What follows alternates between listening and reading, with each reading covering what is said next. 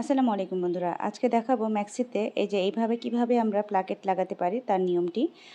অনেক সময় দেখা যায় নিউবর্ন বেবিদের জন্য মায়েদের মানে পোশাকের সামন অংশ চেইন অথবা প্লাকেট তৈরি করা প্রয়োজন হয়। সেক্ষেত্রে আমরা এই মিক্সিটাতে কিভাবে আমরা প্লাকেট লাগাতে পারি সেটাই দেখাচ্ছি। আপনারা দেখতেই পাচ্ছেন আমি ভিডিওতে ম্যাক্সির একটি পার্ট রেডি করে নিয়েছি। আর এবার এই মিক্সিটাকে দুই ভাঁজ করে নিয়ে এর মিডল পয়েন্টটাকে বের করে নিয়ে স্কেল দিয়ে একটা দাগ টেনে দিচ্ছি। এই দাগ বরাবরই কিন্তু আমি এই ম্যাক্সিটার সামনের অংশ কেটে নেব। আর দাগটা এই জন্যই দিলাম যাতে আমি সমান করে কাটটা লাগাতে পারি, কারণ এই অংশে কিন্তু রেডি করার পর এটাকে প্লাকেট তৈরি করতে গেলে অনেক সময় বাঁকা হয়ে যায়। আর একটি কাপড়ের টুকরো নিয়ে নিয়েছি, প্রায় 3 ইঞ্চির মতো চওড়া নিয়েছি। চওড়াটা আপনারা আপনাদের পছন্দ মতো নিতে পারেন, মানে আপনি প্লাকেটের চওড়াটা কতটুকু রাখতে চাচ্ছেন সেক্ষেত্রে আপনি 2.5 থেকে 3 ইঞ্চি পর্যন্ত নিতে পারবেন।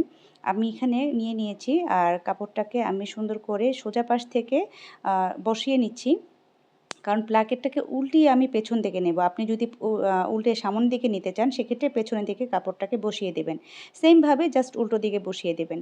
আর দুটো কাপড়ের মুখোমুখি আমি রেখে দিয়েছি। আর এই যে দেখুন যেখান থেকে প্লাকেটটা আমি কাট করেছি সেখানে মাঝখান থেকে কিন্তু আমি দু সাইডে দুটো ছোটো কাট লাগিয়ে দিয়েছি, যেটা প্লাকেটে লাগাতে হয়। আর সেই কাট পর্যন্তই কিন্তু আমি সেলাইটা দিয়ে নিয়েছি।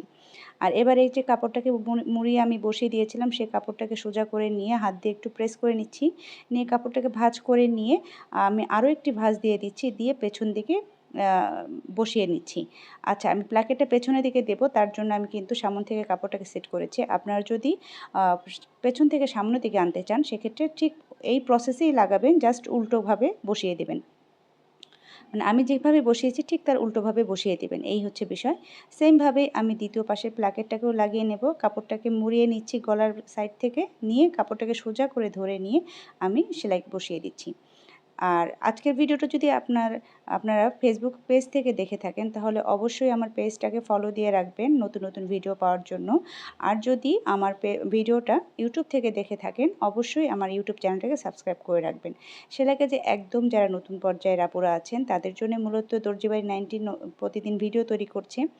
আপনাদের সুবিধার জন্য যে সকল বিষয়ের ভিডিওগুলোকে একটি বড় আকারে এবং ছোট আকারে দুইভাবেই আমি আপলোড করে থাকি।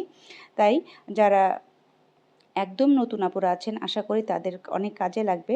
আমার ভিডিওগুলো যদি আপনাদের কাছে ভালো লাগে অবশ্যই কিন্তু ফিডব্যাক দিতে ভুলবেন না। আর পেজটাকে ফলো এবং চ্যানেলটাকে সাবস্ক্রাইব করতে ভুলবেন না। আচ্ছা, এখানে আমি দ্বিতীয় সাইডের কাপড়টাকেও কিন্তু সেমভাবে মুড়িয়ে নিয়ে আমি সেলাই বসিয়ে দিচ্ছি। এই ক্ষেত্রে কিন্তু সেলাইটা একদম মানে জয়েন্টের সেলাইয়ের সাথে মানে জয়েন্টের সেলাইয়ের ওপর দিয়েই বসিয়ে দিচ্ছি যাতে বেশি সেলাই দেখা না যায়। আর এই পর্যায়ে এসে আমি প্রথম প্লাকেটের কাপড়টাকে আমি এই দ্বিতীয় প্লাকেটের কাপড়ের নিচে বসিয়ে দিয়ে এবার সেলাইটাকে সেট করে নেব। আমি কিন্তু প্রেসার হুকটাকে একটু উঠিয়ে নিয়েছিলাম, নিয়ে দুটো কাপড়কে একসাথে একটির উপরে একটি বসিয়ে নিয়ে এবার বাকি অংশটুকু সেলাই করে নিচ্ছি। এই যে যতটুকু কাপড় বেঁচে গেছে অর্থাৎ এই যে নিচের অংশটুকু, নিচের প্লাকেটের কাপড়টা কিন্তু আমি ভেতর পাশে মানে ম্যাক্সির ভেতর পাশে দিয়েছি, আর ওপরের প্লাকেটের কাপড়টা কিন্তু আমি ওপরেই রেখেছি, বাহিরে রেখেছি, কারণ এই অংশে কিন্তু আমি ম্যাক্সির ওপরেই কিন্তু এটাকে ভাঁজ করে বসিয়ে দেব। এই যে ভাঁজটা আমি এমনভাবে দিচ্ছি যাতে দ্বিতীয় মানে নিচের যে প্লাকেটের কাপড়টা আছে সেটা সহকারে যেন সেলাইটা বসে, সেই দিকটা লক্ষ্য রেখে সেলাইটা দিব। আচ্ছা, এবার আমি এই প্লাকেটের নিচের অংশটাকে আবারও ঘুরিয়ে নিয়ে সেলাই করে ডাবল করে সেলাই করে দিচ্ছি, জাস্ট এখানে থেকেই সেলাইটা স্টপ থাকবে। এই তো প্লাকেট তৈরি করা হয়ে গেল। এবার এই প্লাকেটের মধ্যে আপনি হুক অথবা টিপ বোতাম অথবা ম্যানুয়াল যে বোতামগুলো রয়েছে সেগুলো লাগাতে পারেন। আমি এখানে হুক লাগিয়ে নেব। এই যে আমার কাজ করা শেষ। ধন্যবাদ।